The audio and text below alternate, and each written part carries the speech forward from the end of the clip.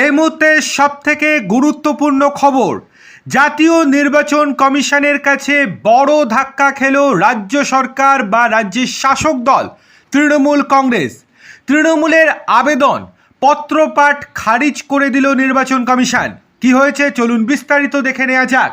তার আগে আপনাদেরকে অনুরোধ, ভিডিওটি শেষ অবধি দেখুন, ভালো লাগলে লাইক, কমেন্ট, শেয়ার এবং সাবস্ক্রাইব করতে একদম ভুলবেন না। চলে আসি মূল খবরে। ভবানীপুর ও নন্দীগ্রামের বিজেপি প্রার্থী শুভেন্দু অধিকারীর বিরুদ্ধে ফের রাজ্যের মুখ্য নির্বাচনী আধিকারিকের কাছে নালিশ জানিয়েছিল তৃণমূল।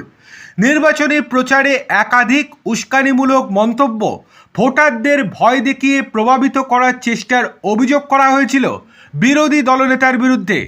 বিধানসভা নির্বাচনের আবহে গত 10 দিনে এই নিয়ে তৃতীয় অভিযোগ শাসক দলের। তৃণমূলের পাঠানো চিঠিতে শুভেন্দুর বক্তব্যের বিস্তারিত উদ্ধৃতি দেয়া হয়েছিল। সেখানে তিনি কথিতভাবে বলেন, কেন্দ্র বাহিনী পেটাবে, গ্যাস ফাটাবে, সোজা করে দেবে, এক্সেট্রা এক্সেট্রা।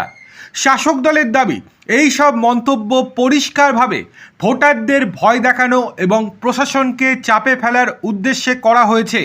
চিঠিতে আরও দাবি করা হয়েছিল, তিনি বিশেষভাবে 2 পুলিশ আধিকারিক রূপেশ কুমার ও অজয় নন্দকে লক্ষ্য করে হুমকি দিয়েছেন। এতে ভোট পরিচালনকারী আধিকারিকদের ভয় দেখানো হয়েছে, যা গণতান্ত্রিক কাঠামোর পরিপন্থী। এই ধরনের উস্কানিমূলক মন্তব্য করে নির্বাচনী বিধিভঙ্গ করেছেন নাকি শুভেন্দু অধিকারী। এই অভিযোগ তুলেই তৃণমূলের দাবি, তৃণমূলের পক্ষ থেকে চিঠিটি পাঠিয়েছেন দলের সাংসদ ডেরেক ওব্রায়েন।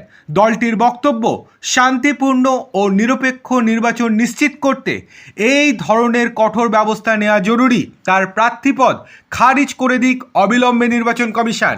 কিন্তু তৃণমূলের এই তৃতীয় অভিযোগের কোনো ভিত্তি নেই বলে পরিষ্কার জানিয়ে দিল রাজ্যের মুখ্য নির্বাচনী আধিকারিকের দপ্তর। সেখান থেকে পরিষ্কার জানানো হয়েছে পুরোটাই ভিত্তিহীন। এমনকি দিল্লির নির্বাচন কমিশনের অফিস থেকে যখন রিপোর্ট তলব করা হয়েছিল রাজ্যের মুখ্য নির্বাচনী আধিকারিকের দপ্তরে, সেই রিপোর্ট পাওয়ার পর আজ দিল্লি থেকেও পত্রপাঠ তৃণমূলের আবেদন সম্পূর্ণরূপে খারিজ করে দেওয়া হয়েছে।